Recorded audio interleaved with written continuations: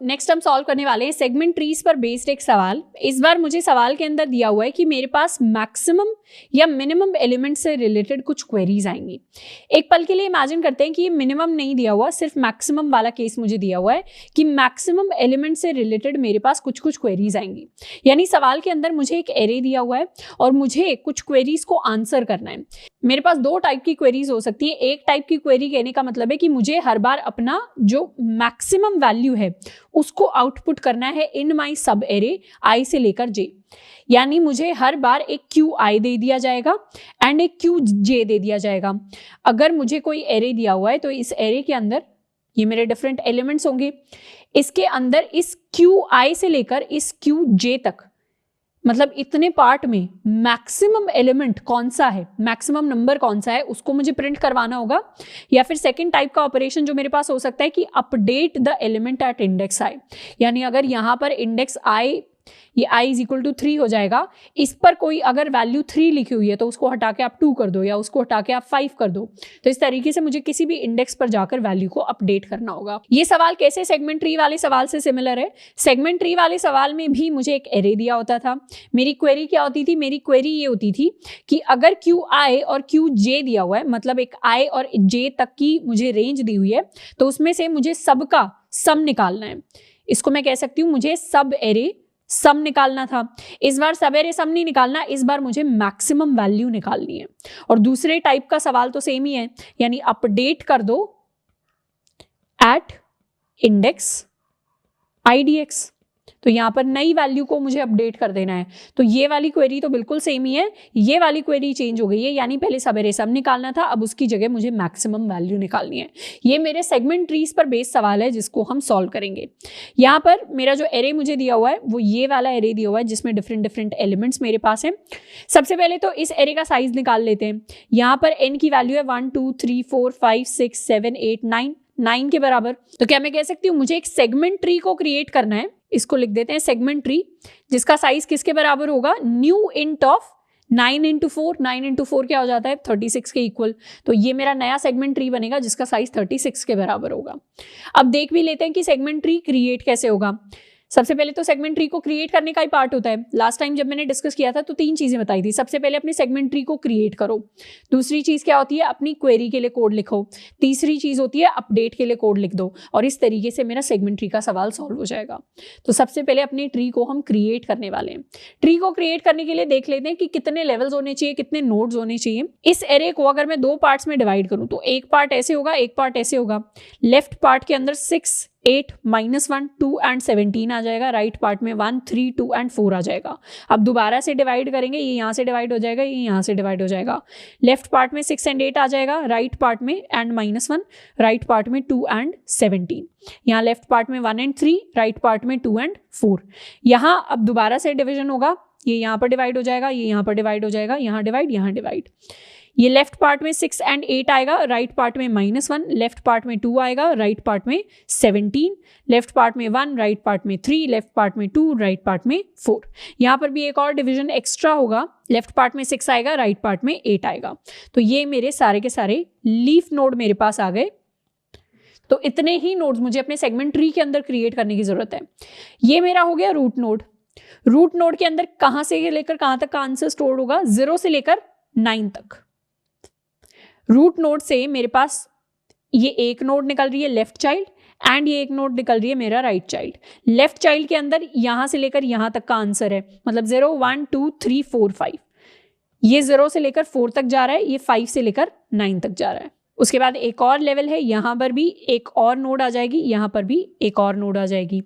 ये भी एक और नोड की तरफ जा रहा है, ये भी मेरा एक और नोड की तरफ जा रहा है।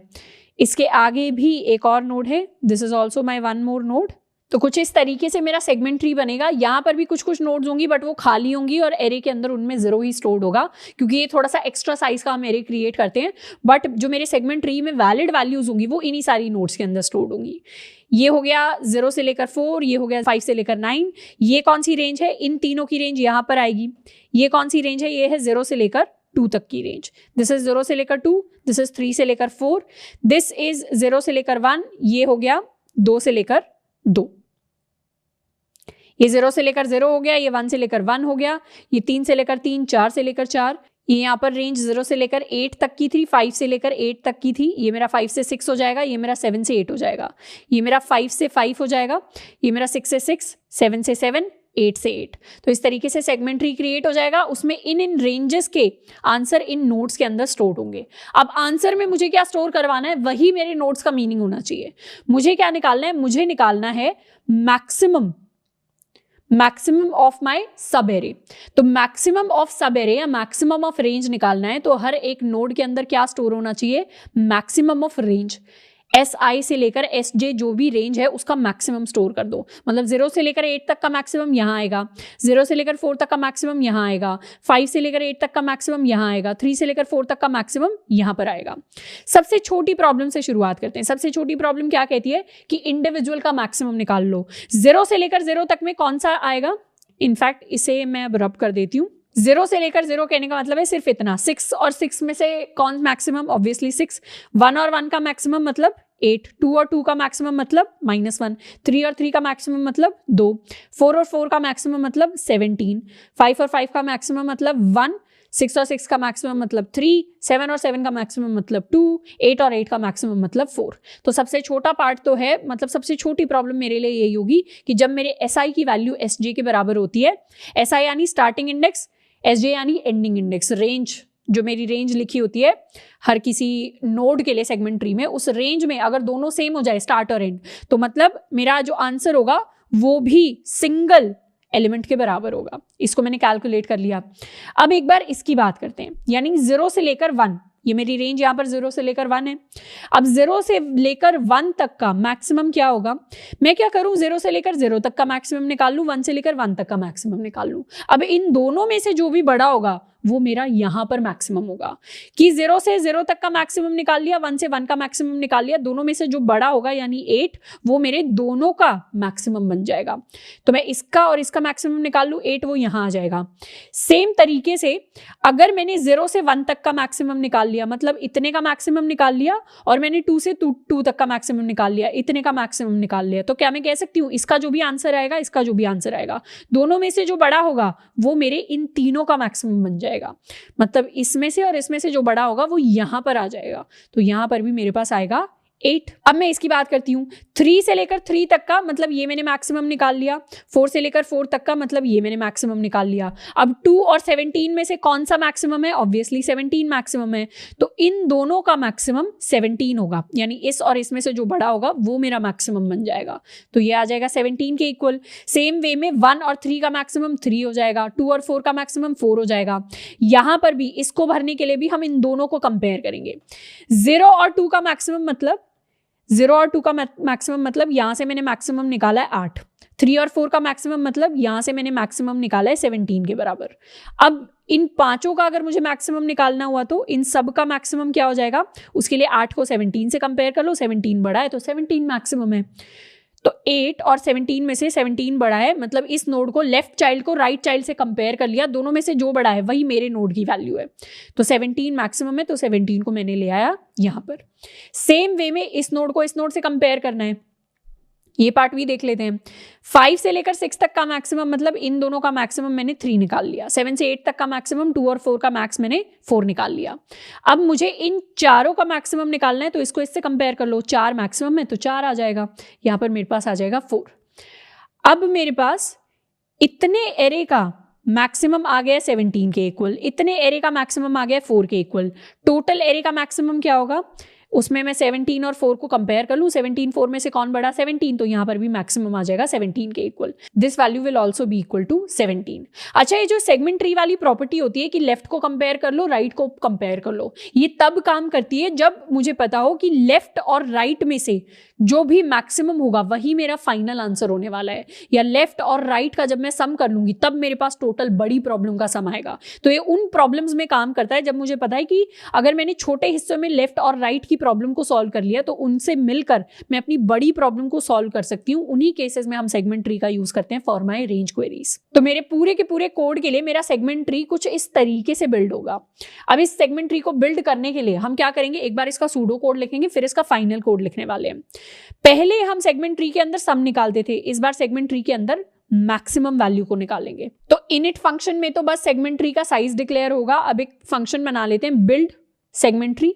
बिल्ड सेगमेंट ट्री के अंदर मेरे पास मेरा इंडेक्स आई आएगा जो है मेरे सेगमेंट ट्री का इंडेक्स। इसके अलावा एक मेरे पास स्टार्ट आएगा या मैं इसको एस आई कह देती हूँ, और एक मेरे पास एंड आएगा विच इज माई एस जे। ये मेरी रेंज को दिखाता है। शुरुआत में रेंज क्या होगी 0 से लेकर 8 तक या n-1 तक, उसके बाद रेंज 0 से लेकर 4, 5 से लेकर 8, इस तरीके से घटती जाएगी। सबसे पहले अपना बेस केस लिखते हैं। बेस केस यानी मेरी सबसे छोटी प्रॉब्लम। सबसे छोटी प्रॉब्लम में मुझे पता ही कि एक ही एलिमेंट है तो वही मेरा मैक्सिमम हो जाएगा। सबसे छोटी प्रॉब्लम तब आती है जब मेरे एस आई की वैल्यू एस जे की वैल्यू के इक्वल हो जाएगी। उस केस में क्या होगा, उस केस में ट्री ऑफ आई क्या हो जाएगा, ट्री ऑफ आई हो जाएगा एरे ऑफ एस आई के इक्वल। इसको कहने का मतलब है कि एरे में जो भी वैल्यू है वही मेरा मैक्सिमम हो जाएगा, और यहां से मैं चाहूं तो रिटर्न कर सकती हूँ। इस बार हम क्या रखेंगे, रिटर्न टाइप इसका वॉइड रखेंगे। ये हो गया है मेरा बेस केस। नॉर्मल केसेस में क्या होगा, नॉर्मल केसेस में पहले आप मिड निकालो। मिड हो जाएगा S I plus S J divided by 2। उसके बाद लेफ्ट के लिए कॉल लगा लो। लेफ्ट के लिए कॉल लगाई तो उसमें लेफ्ट इंडेक्स पास करो which will be equal to 2i + 1। S i हो जाएगा एस आई के इक्वल, एस जे हो जाएगा मिड के इक्वल। फिर राइट के लिए कॉल लगा लो। राइट के लिए कॉल लगाई तो वो हो जाएगी 2i + 2 के इक्वल। मिड +1 से लेकर एस जे तक मेरी कॉल जाएगी। मैंने लेफ्ट कैलकुलेट कर लिया मैक्सिमम, राइट मैक्सिमम कैलकुलेट कर लिया। अब जो मेरा मैक्सिमम होगा वो किसके बराबर होगा, मेरा जो सेल्फ मैक्सिमम हो जाएगा, मतलब ट्री ऑफ आई की वैल्यू हो जाएगी, वो हो जाएगा maximum of my left and my right. मेरा लेफ्ट क्या होता है, मेरा लेफ्ट होता है ट्री ऑफ 2i + 1।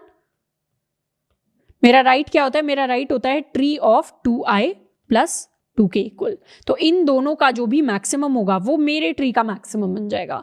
ये हो गया मेरा pseudo code for building my segment tree, जिसके अंदर मैं अपनी मैक्सिमम एलिमेंट वाली क्वेरीज को सॉल्व करने वाली हूँ। एक बार इसको हम कोड में कन्वर्ट करेंगे। मुझे मेन फंक्शन के अंदर मेरा एरे दिया हुआ है। सबसे पहले तो अपना सेगमेंट ट्री बना लेते हैं, इंट ट्री।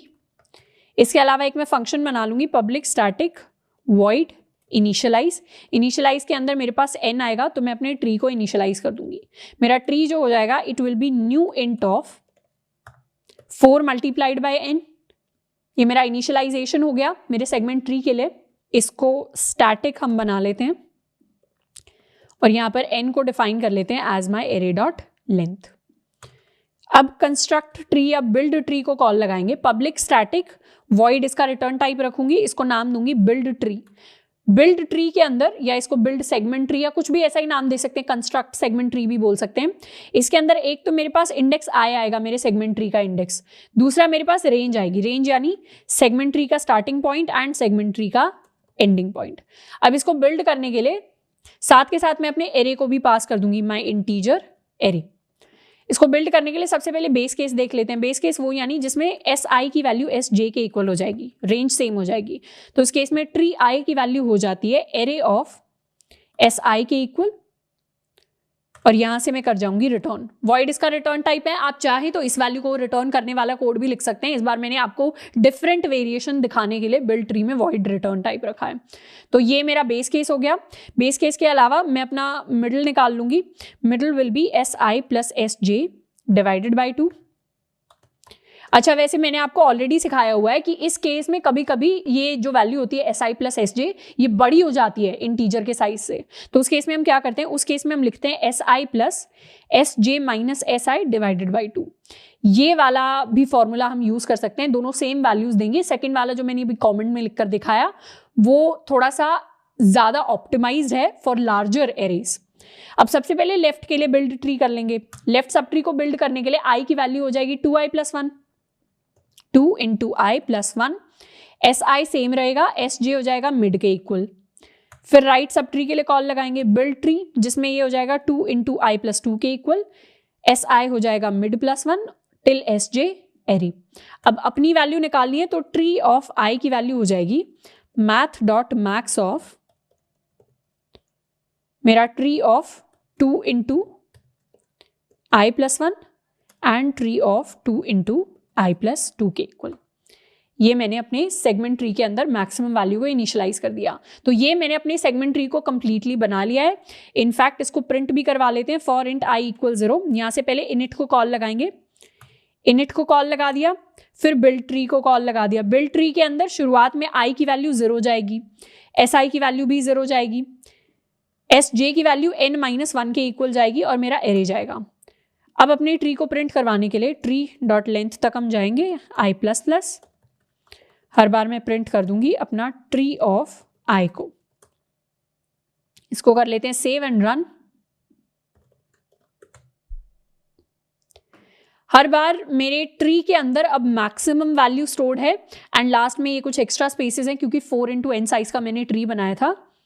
अब इन वैल्यूज को मैं टैली भी कर सकती हूँ। अगर अपने सेगमेंट ट्री से कंपेयर करूँ इन वैल्यूज को, तो रूट जो है 17 के इक्वल है तो ये 17 आ गया, लेफ्ट चाइल्ड 17 के इक्वल है ये भी 17 आ गया, यहाँ पर राइट चाइल्ड 4 के इक्वल है तो ये भी 4 के इक्वल आ गया एंड लास्ट में मेरे पास सारे के सारे लीफ नोड स्टोर्ड हैं। तो मेरे जो लीफ नोड्स हैं वो शुरू होते हैं 6 के साथ, तो ये 6 और 8 लास्ट लेवल पे स्टोर हुआ है मेरे इस लास्ट लेवल के लिए एंड ऊपर वाले लेवल में 8 से लेकर 4 तक नोड्स हैं, तो यहाँ पर भी 8 से लेकर 4 तक मेरे पास नोड्स हैं। तो ये मेरा सेम सेगमेंट ट्री बिल्ड हुआ है मेरे कोड के अंदर in the form of an array.